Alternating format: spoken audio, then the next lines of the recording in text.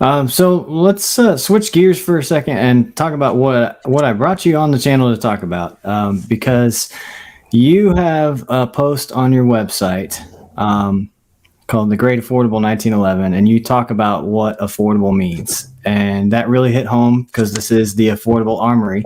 And it actually changed my own definition of it, because I used to think like $500 was about what I would consider affordable, what I thought most people in general would consider affordable. And you have a totally different definition of affordable. So talk about that for us. Yeah, and again, I know I've taken some heat for calling a $1,600 gun affordable. Yeah, but my range, me too. well, yeah, I mean, but if you look at the at my website where I define what I say is affordable, the range is from 400 to 1,600. So I mean, obviously, you're going up in scale 4 times there, but I explain how a $1,600 gun can become affordable, and it's all a matter of priorities. I know some people who claim they can't rub 2 nickels together, but yet they're never out of beer, they're never out of cigarettes, and they've got a 72-inch flat panel TV hanging in their living room. Right. So it's all a matter of priorities and what you're willing to spend your money. In fact, we were talking about it after the league tonight about who's going to spend $2,000 on a gun. Well, first of all, there are a lot of people who will think nothing of dropping $50,000 on a gun, Sure. but that's not my class at all. Yeah. So again, it's a matter of priorities and a matter of perspective. But if you really want a quality, and I won't say striker fire guns aren't quality, but if you want a quality 1911, which is mainly how this started out, you can easily get a $1,000 gun. And now $1,000. The first time I bought a $1,000 gun, it wasn't that long ago, and I'm thinking, "Oh my gosh, I just spent $1,000 on a gun. That's crazy." Yeah, me too. And about a month later, I spent $1,000 on another gun, and then I'm thinking, "Oh man, I got to justify this somehow." So I sold my Python, and biggest mistake I ever made selling my Python. Oh yeah. I wish I had that gun back. Box stock. Used it to win my distinguished medal for the NRA, Eliason sights, original box and grips, and I sold anyway. So Wow. Yeah. that's all because I bought a couple of the guns that I paid $1,000 for. But you stop to think about it. If if people regularly stop on their way into work and they stop at Starbucks and get their double whip mocha, whatever the heck it is they get, and a croissant or something, they're going to spend $6 or $7. Have your breakfast at home every day. You work 250 days a year, so have your breakfast at home every day for 250 days, and have a couple of pieces of toast or a bowl of Wheaties and a couple cups of coffee, and you're going to save $6 or $7 a day. Multiply that times 250, and it's not hard to then, over the course of a year, be able to justify buying that $1,000, $1,200, even $1,500 gun. Yeah, I 100% agree with you, and. So last year alone, I was looking at it. The SIG Emperor Scorpion, that's a $1,400 gun or $1,600 gun, where whatever it's going for now.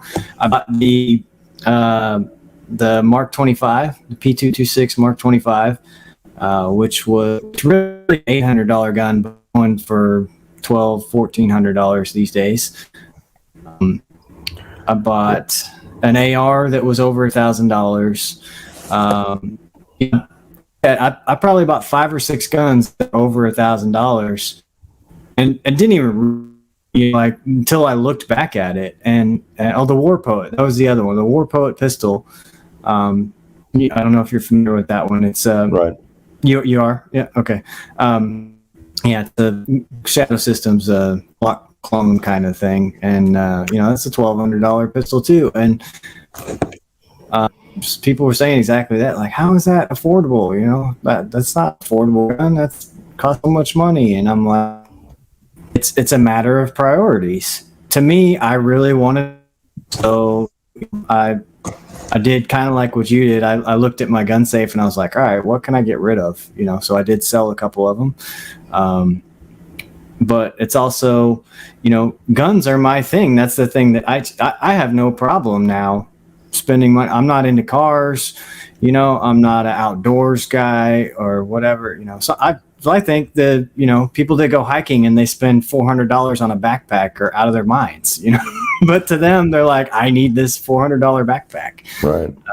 Or guys that, ride motorcycles and they trick it out and they've got to have the super fancy exhaust on there and the big old handlebars and all that type of stuff. And it's okay, cool. That's your thing. That's what you're willing to spend money on. And so you think it's ridiculous for people like us to go buy a $1,600 pistol, and I don't, Well, the other thing too is you don't always have to buy new to get quality. You mentioned Sig Scorpion, and I just did a kind of a revisited on a Sig Scorpion 1911 45, and it's about a $1,400 gun new, and I bought it well used for, I'm looking at it right now, $742.49 out the door. Wow, that's a heck of a deal.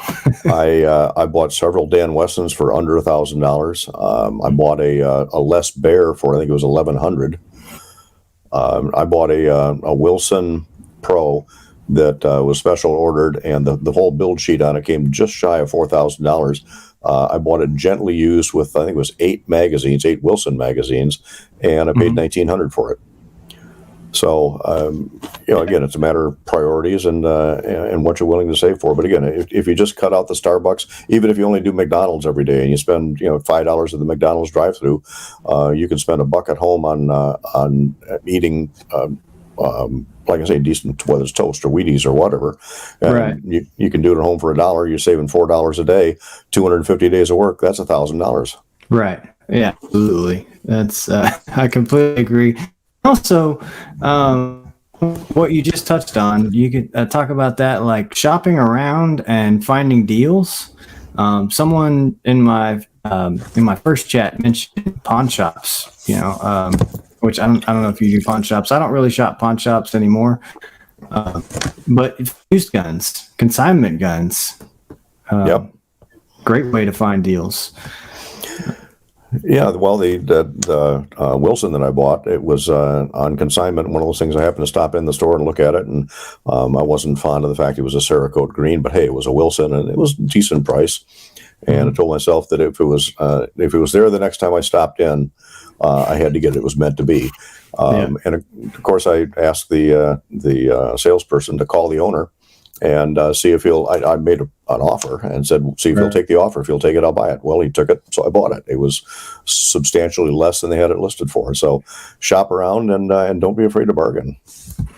Yeah, and that is the great thing about consignments. In the chat, you can chime in maybe if you found any deals like this, but that is the great thing about consignments specifically is whatever the price listed, that's just their highest ask price.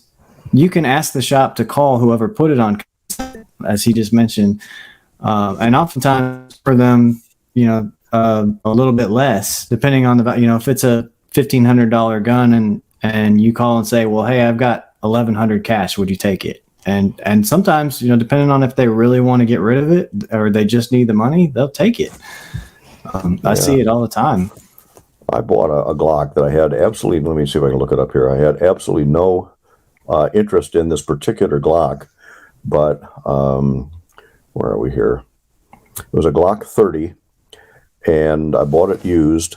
And actually, it turns out I knew that the guy who had consigned it, but I ended up paying $480 for it. And with that, it came with 6 mags and 320 rounds of 45 caliber ammo. So really, I'm paying for the ammo and almost getting the gun for free. Wow, that's a heck of a deal too.